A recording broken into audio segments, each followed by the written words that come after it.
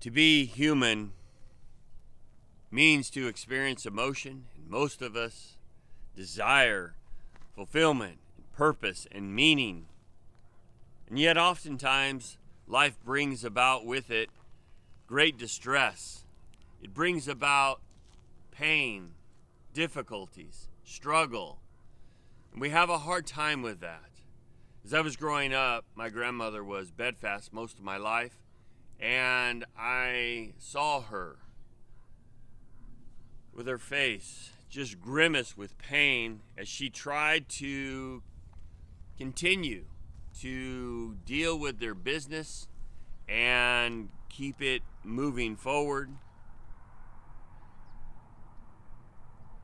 There's not only physical pain, though.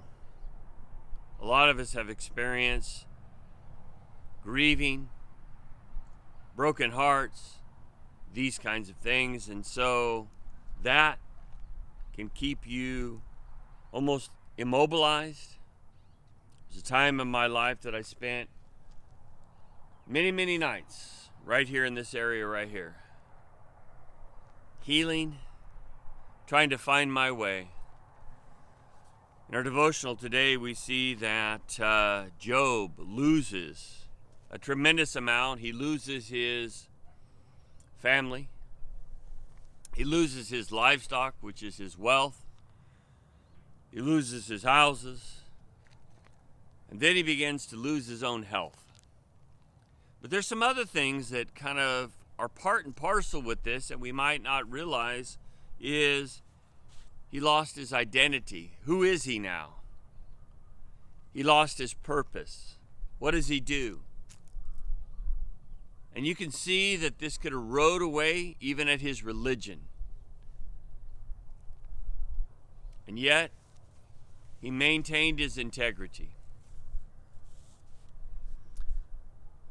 Our verse this morning is Job 3:3. Let the day perish when I was born, and the night which it was said, there's a man-child conceived. He goes into detail talking about how it would have been better for him not to be born, how it would have been better for him to be stillborn. And so you can see that he is thinking of all of the ways that he could have just went right into the presence of heaven and everything would have been better. If you've ever been in pain, if you've ever suffered difficulties, all you really want is you want relief. You want the pain to end. And he was saying, I never would have experienced any of this grief at that point. What's so beautiful about this is that the scriptures record that he never sinned against God. And yet he is lamenting over his birth, and you would think that how could God approve this? God understands our pain. It says in Hebrews that he was at all points tested and tempted. And so he understands that suffering. He understands that difficulty.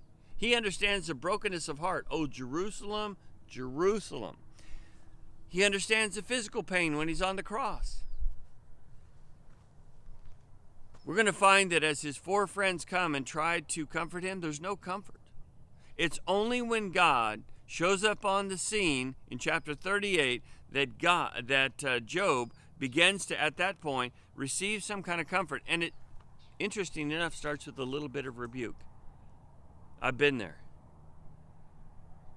I've been there.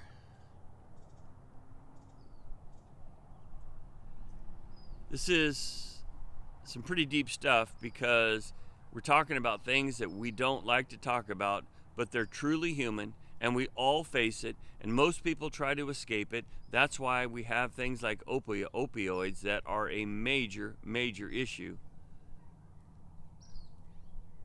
There's only one thing that's going to take care of the pain, bring back identity, purpose, and meaning, and that's the Lord. I hope you have him today. If not, seek him out, cry out to him, surrender your life, allow him to be the Lord of your life. You will have fulfillment, meaning, and purpose at that point. May God bless you.